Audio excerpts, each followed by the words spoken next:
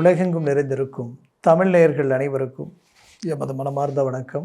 நான் உங்கள் ஜோதிடர் அந்தியூர் சுதாகர், பாரம்பரிய முறை ஜோதிட ஆராய்ச்சியாளர். இன்று நாம் காணக்கூடிய தலைப்பு 2026 வருடத்தில் முதல் 3 மாதங்கள், ஜனவரி, பிப்ரவரி, மார்ச், இந்த 3 மாதங்களில் கடகராசி அன்பர்களுக்கு கிரகங்களுடைய அமைவுகளால் கிடைக்கக்கூடிய அற்புத பலன்கள் என்ன, இதனால் நீங்கள் செய்யக்கூடிய சில விஷயங்கள் எந்த அளவுக்கு உங்களுக்கு பாசிட்டிவாக இருக்குன்றதை இந்த காணொலியில் தெளிவாக விவரமாக பார்க்கலாம்.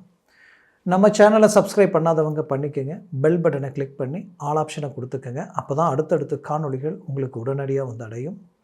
உங்களுடைய தனஸ்தானாதிபதி சூரிய பகவான் எங்கே இருக்க போகிறார் அப்படின்னு நம்ம பார்த்தோன்னா, மீனத்திலிருந்து தனுசுக்குள்ளே இந்த 3 மாதங்களும் ட்ராவல் பண்ண போகிறார்.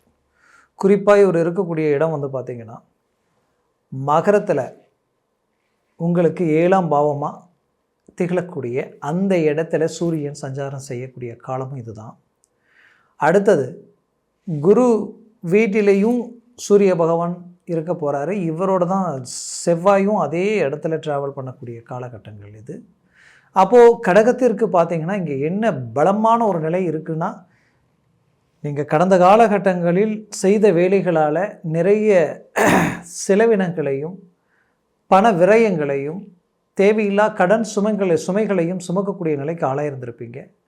சிலரெல்லாம் வட்டிக்கு பணம் வாங்கி வட்டி கட்டுற அளவுக்கெல்லாம் பல மன உளைச்சலுக்கு ஆளாகி, உங்களுக்கு எதிரில் பேச தகுதி இல்லாதவங்க கூட உங்களை விமர்சனம் பண்ணக்கூடிய சூழலுக்கு ஆளாகக்கூடிய ஒரு மோசமான நிலை கடந்து வந்த கடகராசி என்பவர்களுக்கு இப்போ அந்த கடன் சுமைகள் தீர்க்கக்கூடிய ஒரு காலமாக இது அமைய போகும்.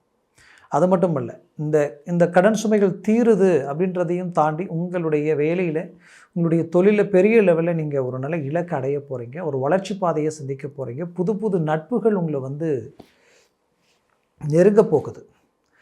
அந்த நட்புகளால் ஒரு பாசிட்டிவான ஒரு சில விஷயங்கள் எல்லாமே உங்களுக்கு வந்து கிடைக்க போகுது. இதனால் ஒரு மாபெரும் பலனை அடைய போகிறீங்க.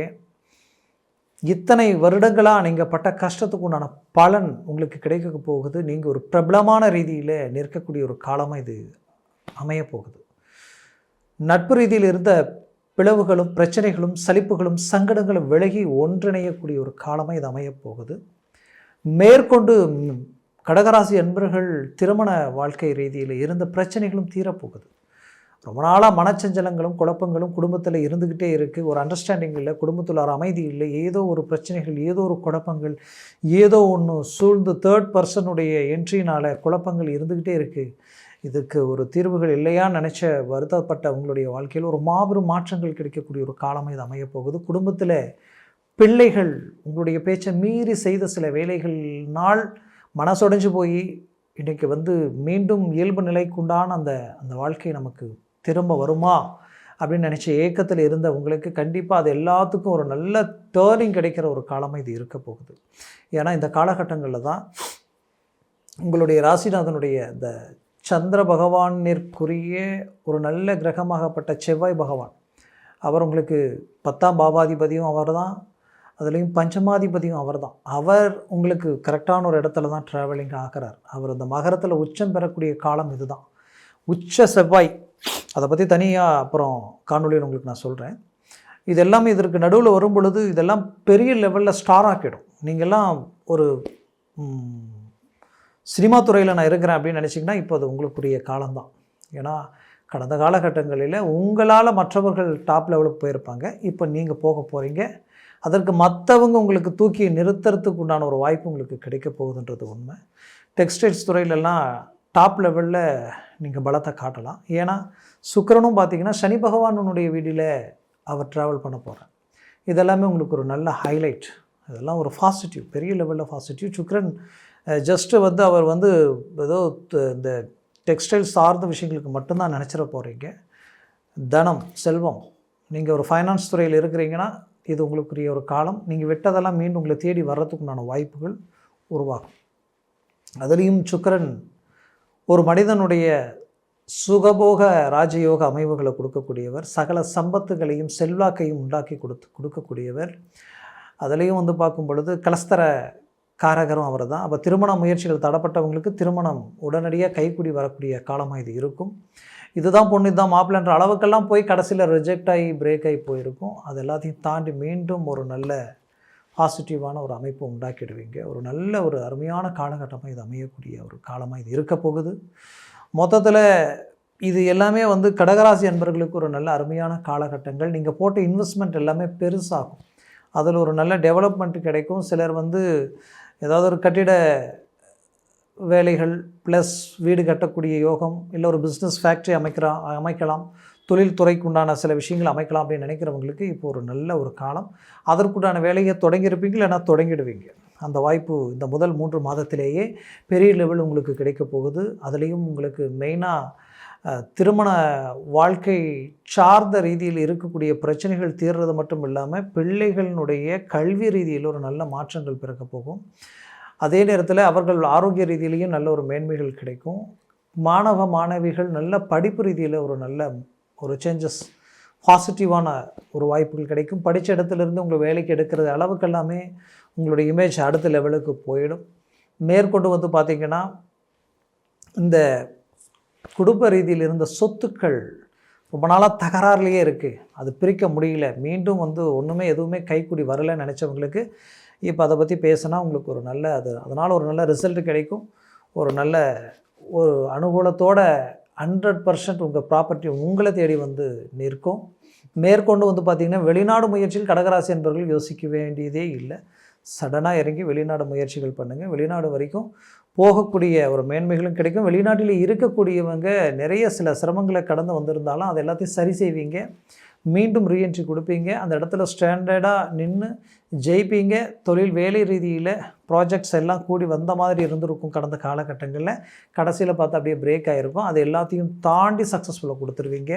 அது பெரிய லெவலில் உங்களுக்கு சக்ஸஸ்ஃபுல் உண்டாக்கிடும். அதில் மாற்றமே இல்லை. கவலைகள் வேண்டியதே இல்லை.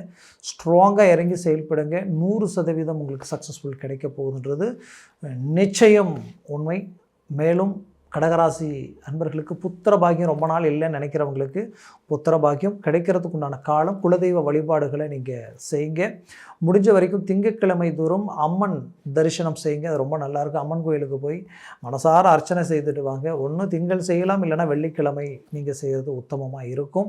2 நாட்களில் ஒரு நாள் நீங்கள் அம்மன் கோயிலுக்கு போய் அழகாக 2 நெய் தீபத்தை ஏற்றி மனசார உங்கள் மனசில் இருக்கிறது நினச்சி எல்லாம் வேண்டி வணக்கி வந்தீங்கனாலே போதும். உங்களுடைய எல்லா தடைகளும் நீங்கி ஆட்டோமேட்டிக்காகவே வளர்ச்சி பாதையை நோக்கி நீங்கள் செயல்பட ஆரம்பிச்சிடுவீங்க.